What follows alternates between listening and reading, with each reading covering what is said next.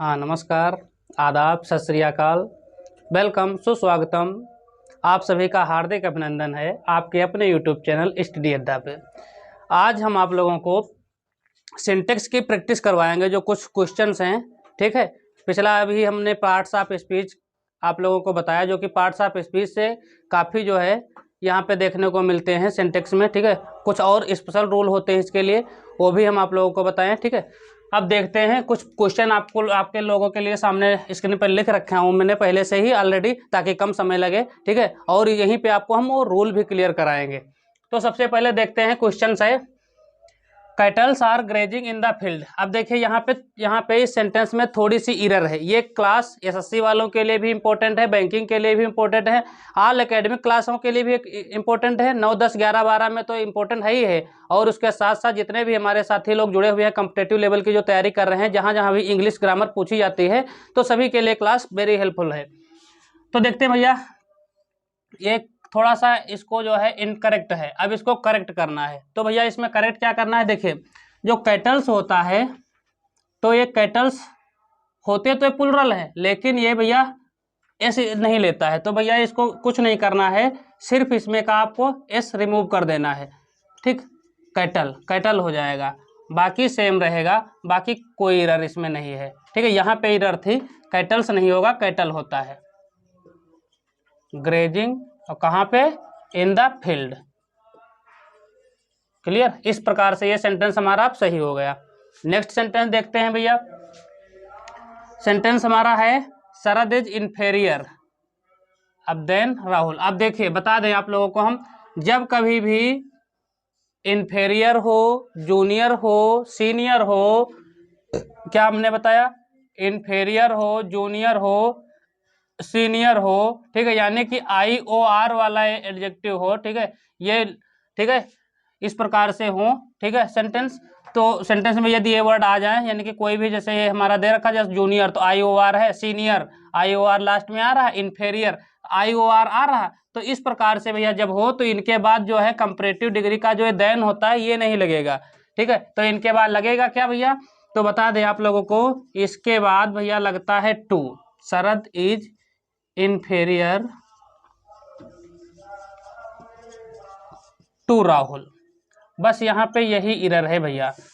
क्या हमने बताया, जब कभी भी IOR वाले ये आपको एडजेक्टिव मिल जाए, ठीक है, तो वहाँ पे भैया हमको क्या लगाना है, देन नहीं लगाना है, देन के जगह पे क्या लगाना होता है, टू लगाना होता है, ये बस ध्यान रखिएगा।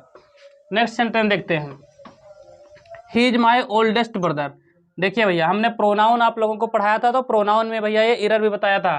ठीक है, जो ओल्डेस्ट और इल्डेस्ट, कहाँ पे ओल्डेस्ट प्रयोग करते हैं, कहाँ पे इल्डेस्ट प्रयोग करते हैं, तो इसके बारे में नियम समझेंगे। सबसे पहले, जब बात वस्तुओं की होती है, थिंग्स की बात होती है, ठीक है, बड़ी छोटी, तो वहाँ पे ओल्ड के तीनों चलते हैं, ओल्ड, ओल्डर, ओल्डेस्ट। ठीक है, और जब परिवार की यानी कि ब्लड रिलेशन की बात होगी, तो वहाँ पे भैया ओल्ड नहीं आएगा, वहाँ पे इल्डर वाला आएगा, इल्डर इल्डेस्ट चलेंगे भैया। ठीक है, तो यहाँ पे भैया ओल्डेस्ट नहीं होगा, यहाँ पे भैया क्या हो जाएगा, इल्डेस्ट हो जाएगा भैया, क्योंकि यहाँ पे भाई है, ब्रदर है, तो ब्रदर क्या है, ब्लड रिलेशन से संबंधित है, यानी कि रिलेशन है, फैमिली है। ठीक है, तो यहाँ पे ओल्ड नहीं होगा। ओल्ड कब यूज करते हैं भैया, ओल्ड, ओल्डर, ओल्डेस्ट भैया थिंग्स में यूज करते हैं। जैसे कोई वस्तुएं हैं, तो वस्तु बड़ी छोटी है, तो उसमें भैया क्या बनाते हैं, वहाँ पे ओल्ड, ओल्डर वाले तीनों चलते हैं, और जब इसमें भैया बात होती है रिलेशन की, तो इल्डर इल्डेस्ट का यूज करते हैं। तो क्या हो जाएगा, he is my eldest brother. Clear, next देखते हैं, द न्यूज आर ट्रू। अब भैया यहाँ पे बहुत इंपॉर्टेंट मार्क कर लीजिए इसको। देखिए न्यूज आपको देखने में लगेगा कि ये भैया प्लुरल वर्ब, प्लुरल है तो प्लुरल वर्ब लेगा। ठीक है, आप कहेंगे भैया सही है तो है, इसमें क्या दिक्कत है, कोई दिक्कत नहीं है। ठीक है, लेकिन बता दें आपको हम, जो न्यूज है, तो ये न्यूज प्लुरल आपको देखने में केवल लग रहा है, लेकिन ये भैया सिंगुलर ट्रीट किया जाता है। तो जब ये सिंगुलर, जब हमारा नाउन सिंगुलर, तो भैया आगे आने वाली वर्ब भी क्या होगी, ऑब्वियसली सिंगुलर होगी। जब हमारा सब्जेक्ट जो होगा, यानी कि सब्जेक्ट हमारा यदि सिंगुलर, तो भैया जो वर्ब आएगी आगे वो भी सिंगुलर होगी। जब हमारा सब्जेक्ट प्लुरल होगा, या नाउन जो भी होगा सब्जेक्ट, वो हमारा जब प्लुरल है, तो वर्ब भी प्लुरल होगी। क्लियर, तो भैया बता दें आपको हम, तो यहाँ पे द न्यूज क्या है, ये सिंगुलर है। देखने में प्लुरल लगता है लेकिन ये है सिंगुलर। याद कर लेंगे भैया, इसको अच्छे से नोट कर लें। कुछ वर्ब, कुछ जो है नाउन है तो आपको देखने में लगेंगी सिंगुलर लेकिन वो होती हैं प्लुरल, और कुछ आपको देखने में प्लुरल लगती हैं और होती हैं सिंगुलर। तो ये सब जो है बुक्स में काफी नियम दे रखे हैं, उनको नोट कर लें, ठीक है।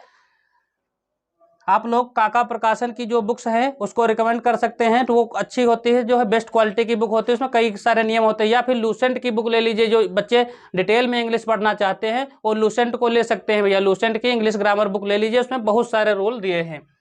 द न्यूज इज ट्रू, हमने क्या बताया, ये जब सिंगुलर है तो बाहर आने वाला जो वर्ब होगा वो भी क्या हो जाएगा, सिंगुलर हो जाएगा। तो इस प्रकार से ये सेंटेंस हमारा क्लियर है, सही है।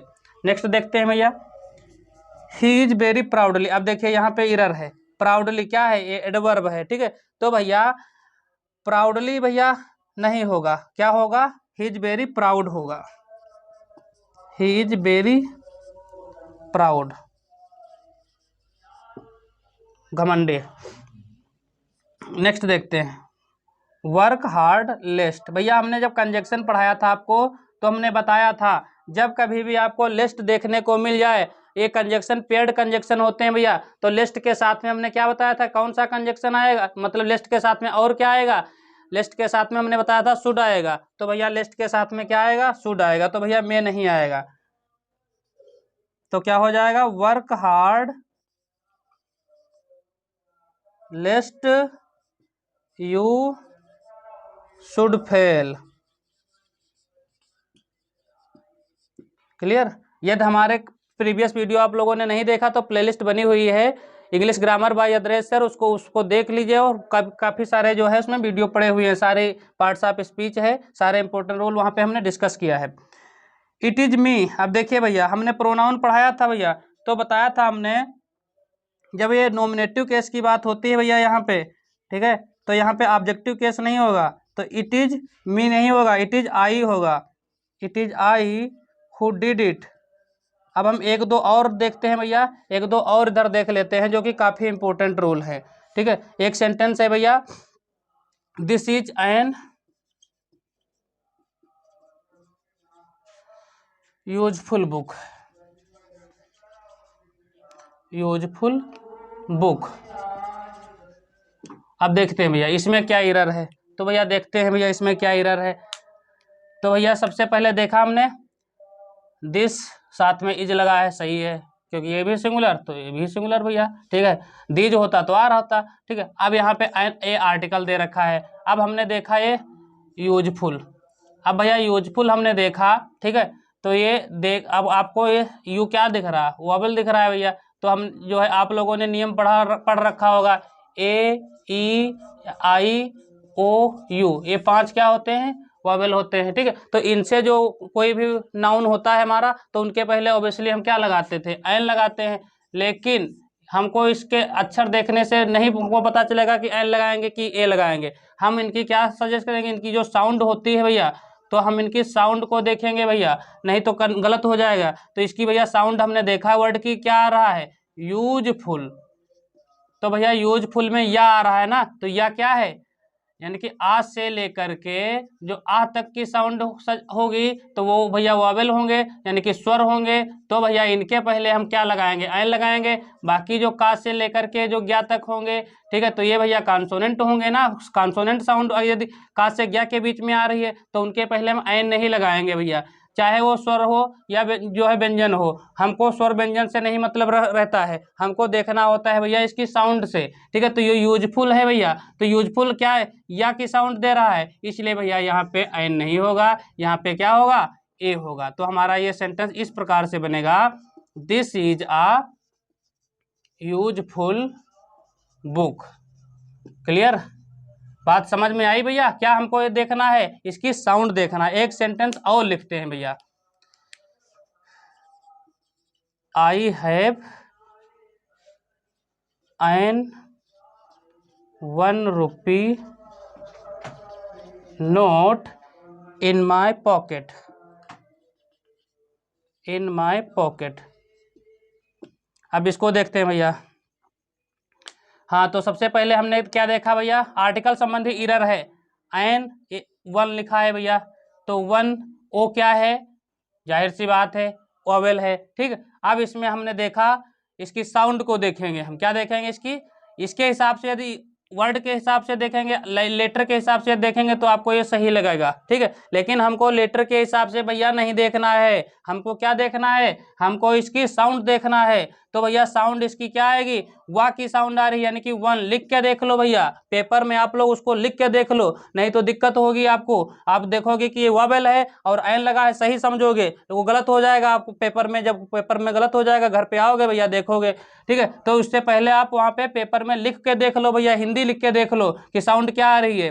तो भैया वाह की साउंड आ रही है, वो क्या का से क्या तक पड़ेगा, यानी कि व्यंजन में आ रहा है, तो भैया इसलिए एन नहीं होगा, क्या होगा, ए होगा। बात मेरी समझ में आ रही है भैया? यदि बात समझ में आ रही तो हमको जो है ये आप लोग कमेंट सेक्शन में बताएंगे। ऑनेस्टी के पहले क्या आएगा, आवर के पहले क्या आएगा, ठीक।